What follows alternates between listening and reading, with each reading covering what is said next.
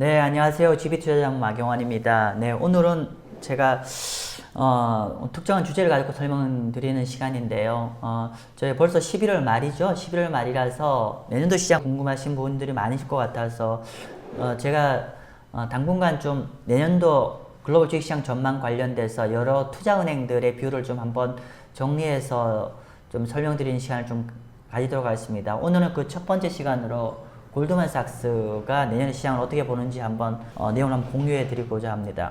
자, 지금 보시는 자료는요, 보면은 아주 따끈한 자료예요. 어젯밤에 제가 좀 정리한 자료고요. 골드만삭스 자료고, 일단 결론부터 얘기하면 내년 시장 좀 계속 좀 약세장으로 보내요. 그래서 약간 변동성도 더 진행이 될 것 같다는 생각이고요. 그래서 헤드라인 있네요. 베어마켓 아직 끝나지 않았다는 게 골드만삭스의 뷰라고 했습니다. 그러면 좀 구체적으로 한번 보죠. 밸류에이션 측면에서 여전히 좀 더 하락할 여지가 있다라고 이제 골드만삭스는 판단한 것 같습니다. 지금 보시는 슬라이드는 뭐냐면은 지난 20년간의 밸류에이션 어떤 차트고요. 지금 먼저 미국 보시면은요. 지난 20년간 레인지가 여기서부터 여기까지 이제 밸류에이션이 움직였고, 그리고 한 70%의 구간 사이에서 이렇게 움직였고, 그리고 지난 20년간의 평균이 한 15.5배에서 한 16배 정도였고, 현재 17.3배죠. 그래서 지난 20년 평균 중에서는 여전히 미국의 현재 밸류에이션 비싼 레벨이다. 연초 이후에 주식이 많이 하락했지만 여전히 17배 수준으로서 아직 싸지는 않은 레벨이라는 걸 확인할 수 있고, 참고로 글로벌 주식은 밸류에이션이 이제 평균 정도입니다. 그러니까 평균 정도이고, 일본과 유럽 정도가 이제 밸류에이션이 이제 좀 싼 레벨에 와 있는 상황이고, 다른 나라는 그냥 보통 정도 수준이고, 미국은 밸류에이션 현재 기준으로 밸류에이션 여전히 비싼 수준이다 확인할 수 있고요. 이건 PER 기준입니다. 자, 두 번째는 우리가 밸류에이션 얘기할 때 뭐와 비교하죠? GDP 대비해서 GDP 대비 시총 비교하는 거잖아요. 연초 이후에 많이 하락했음에 불구하고 미국은 GDP 대비 미국의 시총을 비교해보면 여전히 비싼 레벨이죠. 그러니까 여전히 현재 레벨이 IT 버블 정도 수준, 고점 정도 수준으로 GDP 대비 미국의 시가총액 기준으로는 여전히 비싼 레벨이라는 걸 확인할 수 있고, 물론 많이 빠졌습니다만은 아직도 그 정도 레벨이라는 걸 확인할 수 있고, 반면 미국을 제외한 전 세계 국가들의 어떤 밸류에이션을 본다고 하면 어떻게 해요? 그냥 한 평균 정도 수렴해 있습니다. 그죠? 장시작 10분 전입니다. 결론은 미국이든 유럽이든 모두 다 그렇게 싸지는 않는 레벨이고, 다행인 거는 미국을 제외한 선진국, 그러니까 미국을 제외한 주요 국가들의 밸류에이션은 이제 GDP 기준으로 했을 때 시가총액은 이제 평균 정도에 와 있는 거고, 미국은 여전히 밸류에이션이 좀 비싼 수준이다. 이렇게 보는 것 같습니다. 그래서 정리를 하면은 글로벌 시장 밸류에이션 최근에 주가 많이 빠졌지만 그렇게 싼 수준이 아니다. 그래서 미국은 특히 비싸다. 이런 걸 확인할 수 있습니다. 두 번째는 골드만삭스가 주목하는 게 성장의 모멘텀입니다. 성장의 모멘텀으로 봤을 때는 장이 더 빠질 여지가 높다라고 보는 것 같아요. 자, 이건 뭐냐면은 이렇게 얘기할 수 있잖아요. 크게 우리가 제가 이전에 방송에 자주 PMI, ISM 제조업 지표를 자주 말씀드리잖아요. 그래서 다시 한번 공부를 해볼까요? 보면은 50을 기준으로 해서 50 이상이면 경기 뭐라 했죠? 우리가 확장 국면, 50 아래면은 경기 수축 국면이라고 말씀드렸잖아요. 그러면 크게 한 4분면을 나눌 수 있을 것 같아요. 이걸 가지고 뭐냐면 첫 번째, 이렇게 나눴을 때 굉장히 높게 있다가 경기가 50은 넘는데 계속 좀 줄어드는 국면이 하나 있을 수 있고요. 두 번째, 50에서 50 아래로 수축 국면으로 완전히 진입하는 국면이 두 번 나눌 수 있을 것 같고, 세 번째는 50 아래 바닥인데 여전히 낮지만은 회복되는 국면이 있을 거고요. 네 번째는 50 이상에서 계속 올라가는 국면. 뭐 이렇게 네 가지 국면 나눌 텐데, 여러분 생각하시기에 이 네 가지 국면 중에서 어디가 주식이 가장 많이 오를까요? 예를 들면 1, 2, 3, 4라고 봤을 때 여러분이 판단하시기에 어느 국면이 가장 좋을까요? 정리할까요? 1분면은 굉장히 그 현재 성장이 높아요. 높은데 점진적으로 모멘텀이 좀 줄어드는 국면이고, 그러나 여전히 50 이상이고, 2분면은 이미 50 아래로 내려왔는데 더 나빠지는 뭐 45, 40 이렇게 떨어지는 국면이고, 3분면은 굉장히 낮은데 점진적으로 회복하고, 그러나 아직 50이 안 되는 국면이고, 4분면은 50 위로 올라가서 계속 좋아지는 국면. 이미 아실 겁니다. 그죠? 어떨 때가 제일 좋아요? 여기. 예, 그 성물. 그거에 대한 설명입니다. 이게 골드만삭스가 지난 1980년 이후에 ISM 사이클과 S&P 500의 월간 수익률을 정리를 한 겁니다. 자, 그렇더니만 수익률이 제일 좋았을 때가 언제냐면은 보시면은 바닥에서 50까지 여기죠, 여기. 요 국면. 바닥에서 굉장히 경제 바닥에서 아직은 뭐 완전 하진 않지만 회복되는 국면이 성과가 제일 좋았고, 두 번째는 뭐냐면은 여기 이제 경기 확장 국면에 접어들어서 계속 좋아질 때가 두 번째로 좋았던 상황이고요. 그죠? 요 국면이고, 요 국면이 되겠죠. 요 국면이 될 것이고, 그리고 현재는 어딜까요, 여러분들? 현재는 고점에서 내려오는 국면이죠. 우리 현재 4분면입니다. 그죠? 현재 고점에서 한 65까지 갔던 게 한 50까지 떨어졌어요. 그래서 현재는 이렇게 요 국면인데, 근데 어떻게 할까요? 우리가 지금 현재 ISM GPP 아시죠? 업데이트 안 되게 계시나요? 저희 구독하십시오. 지금 현재 50입니다.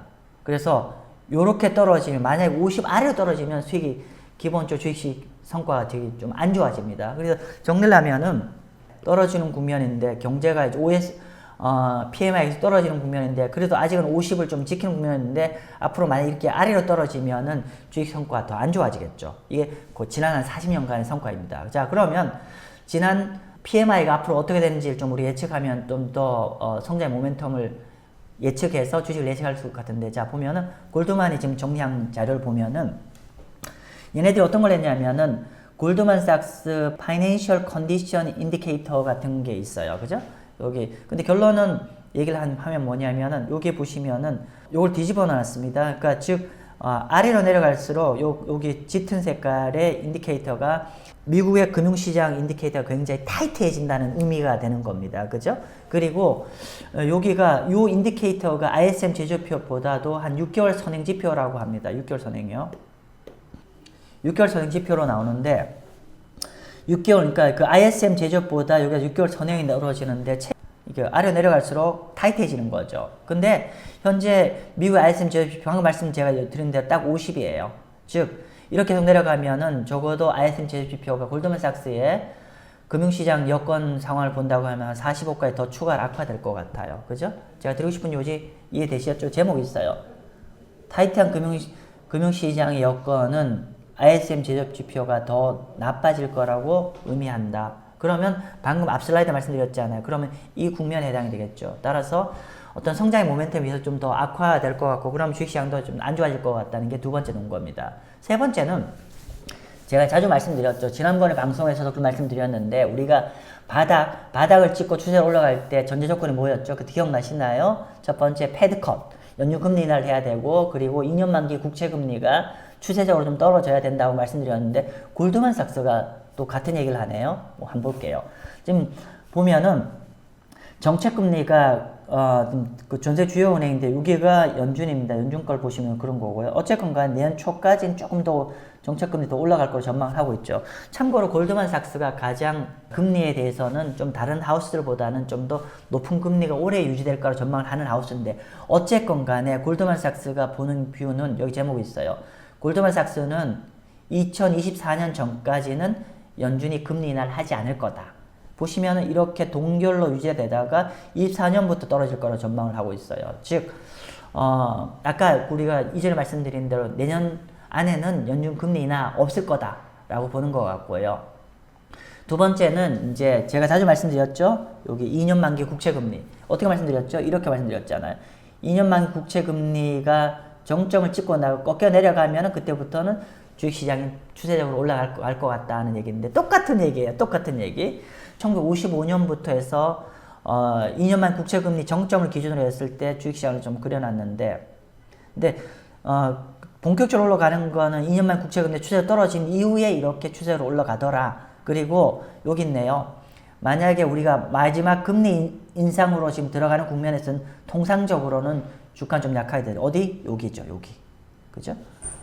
그래서 추가적으로, 그러니까 정리를 하면은 아직까지 정책금리 인하보다는 아직은 조금 더 올라가야 될 국면이고, 금리 인하 아직 좀 멀었고, 두 번째는 우리가 그의 바로메타인 2년만 국채금리가 추세적으로 하락해야 되는데 아직까지 추세적으로 하락하지는 않을 것 같다. 그래서 그리고 아이러니컬하게 금리가 추세적으로 하락하기 전에 그 국면에 오히려 주식 과거 데이터상은 약세 국면을 띄웠다. 정리를 하면 크게 한 세 가지입니다. 골드만삭스가 내년을 좀 그렇게 아주 썩 뭐 세게 보지 않는 이유가 첫 번째는 밸류에이션 현재 비싸다. 그죠? 밸류에이션 비싸다. 두 번째 성장의 모멘텀이 좀 꺾이고 있다. 세 번째 아직 금리, 정책 금리나 이런 부분이 아직 안 꺾이고 있어서 우리가 추세적으로 장이 반전하기 위해서는 금리 인하 쪽으로 돌아서 해야 되는데 아직 그거를 기대하기는 좀 어려울 거다. 이런 세 가지 측면에서 이제 골드만삭스가 장을 조금은 우리가 굉장히 보수로 접근하라는 뷰를 가지고 있습니다. 자, 그러면 골드만삭스가 제시하는 내년의 시장, 그럼 어떻게 투자하려니? 이럴 때 물론 많은 얘기가 있어요. 많은 얘기가 있는데 그냥 그 중에 한 꼭지만 정리를 하면 이렇게 되죠. 결론은 투자, 퀄리티와 밸류를 하십시오. 이게 일반적으로 국내 증권사나 국내의 많은 전문가들이 얘기하는 뷰와 좀 다르죠. 여전히 많은 증권사들 어떻게 얘기하죠? 테크, 반도체, 뭐 이런 쪽에 아직 올인하는 얘기를 많이 하시잖아요. 그런데 이 친구들은 퀄리티나 밸류 쪽으로 가라는 얘기입니다. 장시작 1분 전입니다. 이게 1975년부터 지난 한 55년간의 가치주와 성장주의 구간인데요. 여기 표시되어 있는 구간이 뭐냐면 성장주가 아웃퍼폼했던 구간이에요. 그렇죠? 이렇게 흰 색깔은 가치주 아웃퍼폼이고 파란 색깔은 성장주 아웃퍼폼인데 지금 성장주가 최근 요번에 약세장 진입하기 전까지 성장주가 무려 지난 한 12년간 가치주 대비 엄청나게 아웃퍼폼을 했습니다. 지금 보시면 여기 요 색깔이죠? 여기가 뭐냐면은 이 차트가 아래로 갈수록 어떻게 가치주는 굉장히 나빠지고 성장주는 엄청나게 아웃퍼폼했다는 뜻입니다. 자, 그래서 최근에 이제 약세장 진입하면서부터 이제 이렇게 차트가 위로 올라가죠. 차트가 위로 올라간다는 거는 성장주 약세, 가치주 아웃퍼폼입니다. 그런데 우리 개인적으로 테크 주식 가지고 있는 게 많이 깨져서 저평가되어 있고 가치주는 엄청나게 고평가되어 있다 생각하는데 사실은 그렇지 않아요. 보면은 아직 얼마 안 올랐어요. 그래서 파란 색깔 차트가 위로 간다는 거는 상대적으로 성장주보다는 가치주가 좋을 거라고 뷰를 정의를 했어요. 그래서 퀄리티나 밸류주, 그러니까 재무제표가 좋고 상대적으로 현재 캐시플로가 좋은 이런 쪽으로 미래 성장성보다 이런 쪽으로 더 투자를 하라고 2023년에 뷰를 제시를 했는데 조금은 더 제가 비원 설명하겠습니다. 자, 보면은 이 자료는 아까 말씀드린 성장주 아웃퍼폼했던 구간 2009년부터 해서 2020년까지 했을 때 지난 한 11년간 12년간 정도 되겠네요. 누적 성과입니다. 누적 성과 누가 넘버원? 나스닥, 그 다음에 S&P 500 성장주, 얘네들이 빅3입니다. 그리고 가장 성과 부진했던 거 커머더티 이렇게 되죠. 자, 그런데 금년도 성과 한번 볼까요? 기가 막히네요. 이거 딱 뒤집으면 됩니다.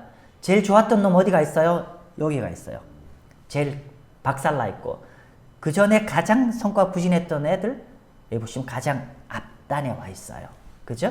그래서 지금 보면은 연초의 성장의 여기 수익률 패턴을 보면 정확하게 금융위기 이후의 어떤 포스트 사이클을 리버스 했대요. 리버스. 딱 반대로 돌아가고 있는 중입니다. 그죠? 그래서 아까 이제 돌림을 뭐 30% 지금 깨졌죠? 그러니까 아무튼 이렇게 돌림 현상인데 이쪽에서 보는 거는 이런 돌림 현상의 추세가 좀 더 지속될 것 같다. 뭐 그렇게 보는 것 같고요. 그리고 마지막으로 우리 많은 이제 한국 투자자들이 팡 주식 좋아하잖아요. 뭐 테슬라라든지 구글이라든지 아마존 같은 건데 여전히 이런 거에 대해서 우리가 뭐 존버라고 표현하나요? 그냥 버티기 전략 또는 물타기 전략 뭐 이렇게 생각하는데 좀 더 객관적으로 바라봤으면 좋겠습니다. 결론부터 얘기하면 여전히 비쌉니다. 그거에 대한 인디케이터인데요. 한번 보시겠습니다. 뭐 결론을 한번 볼까요? 지금 보면은 우리가 여기는 주요 국가들 시가총액입니다. 일본이 4조고 그리고 독일이 4조고 한국 찾아볼까요? 한국 사우스코리아 1.8조입니다. 자, 그런데 애플이 한국 시총보다 더 커요. 많이 빠졌지만 애플이었고 여전히 한국 시총보다 크고요. 그리고 팡 주식이 팡 맞나요? 팡 주식들이